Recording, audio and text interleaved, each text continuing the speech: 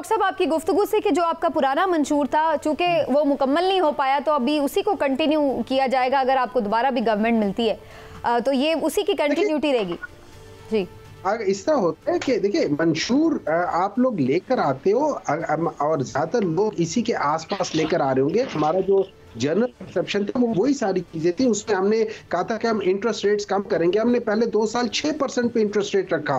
उसके बाद हमने कहा था हम ब्रॉडनिंग ऑफ टैक्स रेट करेंगे। हम लोगों ने उसको ब्रॉड करने की कोशिश की। हमने 7 लाख से 30 लाख पे लेकर चले गए। हम लोगों ने कहा कि हम मनी लॉन्ड्रिंग को बंद करेंगे, जिसकी बेसिस पे, और इन लोगों ने तो मनी लॉन्ड्रिंग की थी, तभी तो इनके टाइम पे फैटफ के अंदर पाकिस्तान का नाम आ गया था। और हम लोगों ने 30 सबसे मुश्किल तरीन मुआहदे फैटफ के हमने पूरे किए, जिसकी बेसिस पे हमें उससे निकाला गया। फिर हम लोगों ने कहा था कि रीनेगोशिएशंस ऑफ आईपीपी करेंगे। देखिए, ये लोग हमेशा कहते हैं कि हम लोगों ने 13,000 15,000 मेगावाट बिजली सिस्टम में डाली है। वो 13,000 15,000 मेगावाट बिजली है जिसके हम लोग पैसे दे रहे होते बगैर यूज किए। इसके हम लोगों के सारे पैसे इसी में तो जा रहे होते। 2 खरब रुपए हमारे इसमें चले गए। फिर हम लोगों ने कहा था, हमने एक आध गलती भी की। हम लोगों ने कहा था कि हम टारगेटेड सब्सिडीज देंगे। पहले हम लोगों ने सब्सिडीज का कहा था, इस दफा हमने उसको रिफाइन करके टारगेटेड सब्सिडीज कर दी थी। हम ज्यादातर जो हमारे, जो ये याद रखे, पिछले 3.5 साल में हमने ज्यादातर अपने जो हमारे वादे थे वो पूरे हो रहे थे, सिवाय एक के। वो एक कोविड की वजह से नहीं हो सकता, और वो था घरों वाला स्कीम। चाहे हम लोग घरों वाले स्कीम में हमने तकरीबन 2 लाख के करीब किया था, जो हम बहुत पीछे थे अपने अहदाफ से।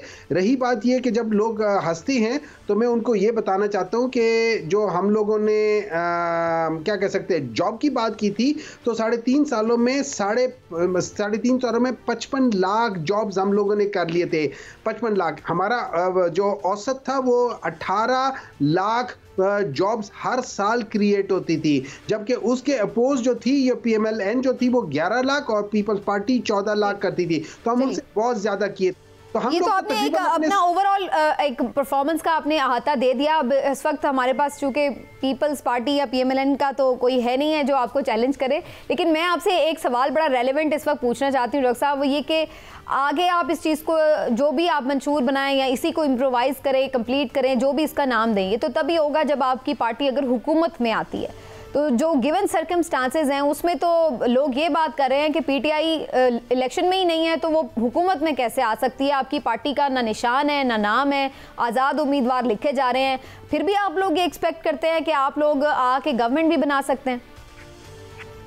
इस तरह ये है कि ये अगर आप देखें तो ये हुकूमत जो प्रेजेंट, जो अनकॉन्स्टिट्यूशनल केयर टेकर या टेक केयर करने वाली गवर्नमेंट है, इनकी वजह से और इनके साथ जो इलेक्शन कमीशन है जो टोटली बायस्ड है, और उनके सारे बायस्ड फैसलों से पता चल रहा है कि किस तरीके से उन्होंने पाकिस्तान तरीके इंसाफ का आर्टिकल, जो इलेक्शन एक्ट आर्टिकल 215 के तहत उनके पास ये इख्तियारात नहीं है कि वो किसी के इंटर पार्टी इलेक्शन के अंदर डिटेल में जाके उसको चेक करें। और नंबर 2, वो किसी, अगर कोई कंप्लेन करता है तो वो उसकी कंप्लेन सुन भी नहीं सकते, वो कंप्लेन भी कोर्ट्स में जानी चाहिए। इसके बावजूद वो सब कुछ कर रहे हैं। पाकिस्तान तरीके इंसाफ एक रजिस्टर्ड पार्टी है।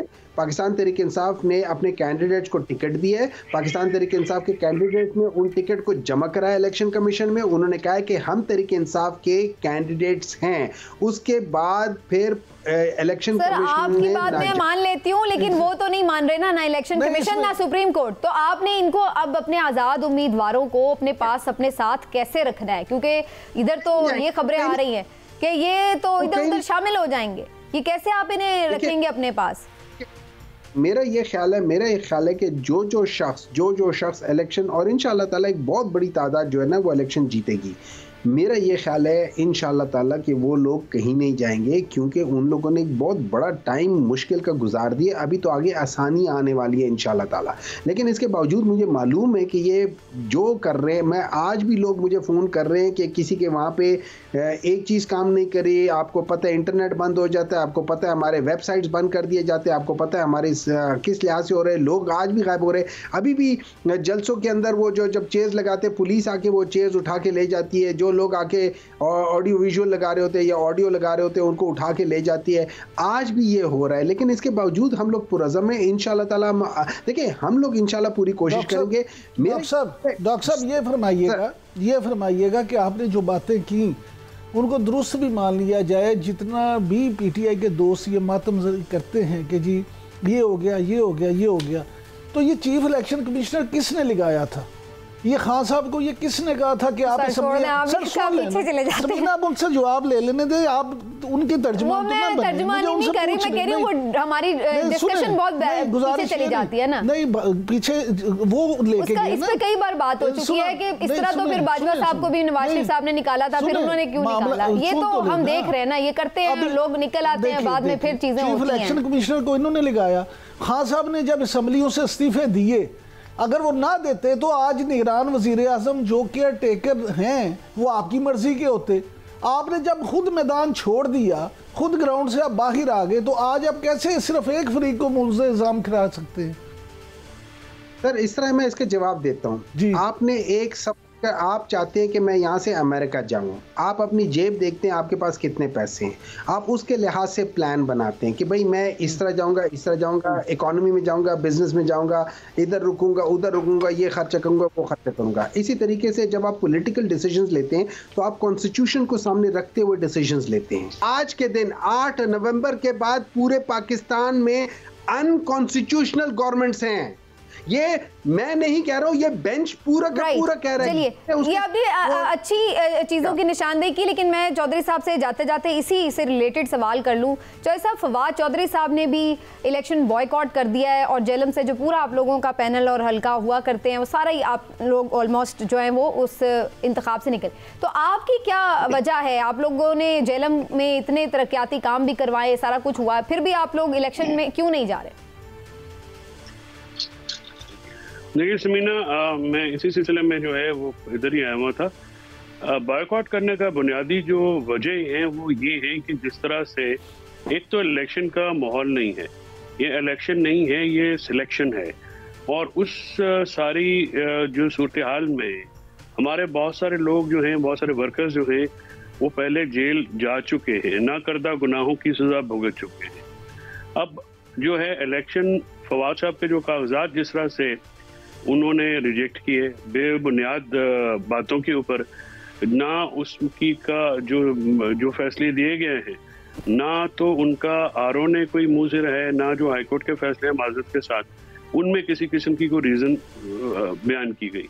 और उसके बाद वर्करों के ऊपर जो मामलात हैं, यानी अगर आप किसी के पास जाएंगे तो उसके घर पुलिस चले जाएगी, कोई मीटिंग कराएगा, कोई जलसा कराएगा, तो उनको जो है प्रॉब्लम पड़ेगी। तो फिर ये बेहतर ख्याल किया गया कि क्योंकि इलेक्शन जो है वो हो नहीं रहा, तो देखिए ना, इलेक्शन का माहौल तो जब है जब सब सारी पार्टियों को, सब फ्री कैंड को, इवन अगर कोई आज़ाद लड़ना चाहे आप उनको जो है वो फ्री माहौल दें। मेरा छोटा भाई जब इलेक्शन के पेपर जमा कराने गया, उसको उठा लिया, फिर सुप्रीम कोर्ट की मुदाखलत हुई तो उसको ये मैसेज दिया गया तुमने अपने गाँव में नहीं आना, हमारी कब्रें हैं वहाँ पे बुजुर्गों की, हर हमारी कब्रें भी वहाँ पे होंगी, हम अपने घरों में क्यों नहीं जा सकते, फ्रीली कैंपेन नहीं कर सकते। जब एक माहौल ये आपने बड़ा अच्छा पॉइंट रेज कर दिया। मैं डॉक्टर साहब से भी आके पूछती हूँ कि अगर इतना ही माहौल इस तरह का है, जैसे आपने बिल्कुल राइटली बहुत सारी चीजें हम देख भी रहे हैं और यही कुछ पीटीआई के भी लोग क्लेम कर रहे हैं कि यही मसाइल उनके साथ भी हो, तो क्या पीटीआई क्यों नहीं फिर बॉयकॉट की तरफ जाती है? उन्होंने ऐसा क्यों नहीं सोचा और इलेक्शन लड़ने के लिए वो फिर भी मैदान में क्यों खड़े हैं?